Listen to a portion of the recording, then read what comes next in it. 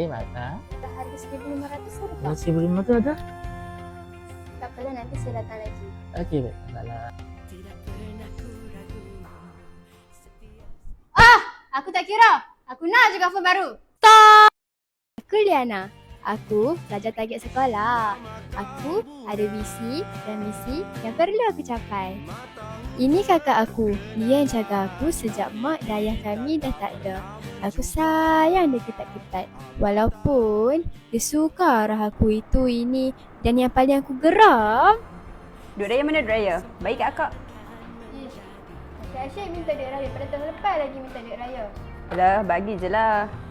Nah. Budak kecil tak boleh pegang duit banyak. Bagi akak. Ish.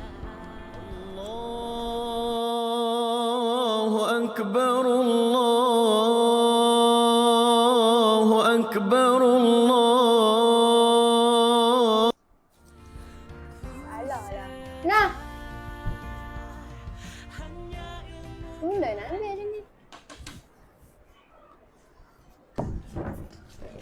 Yana, nak buat apa tu? Tengah study ni. Kenapa? Asyik study je. Kan nak sembang. Okey, nak sembang apa? Apa? Buat apa dengan duit raya abang? Duit raya aku dah beli kasut baru dah. Tengok dia cantik kan? Aku pula beli phone baru. Cantik tak? Cantik. Duit raya aku kakak aku simpan. Lah, kenapa bagi kakak simpan? Kalau aku jadi hang, memang taklah aku nak bagi. Ya ke? Entah-entah dia pakai untuk kegunaan dia sendiri. Betul? Kan? Takkan lah. Kau!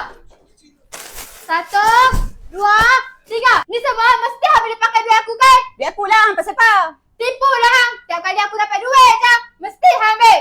Hang tu dah aku guna duit hang. Barang ni aku boleh guna duit aku sendiri. Lepas tu mana duit aku? Dek, semua barang-barang adik di dalam duit-duit yang kakak ambil, semua kakak disimpan dalam ni.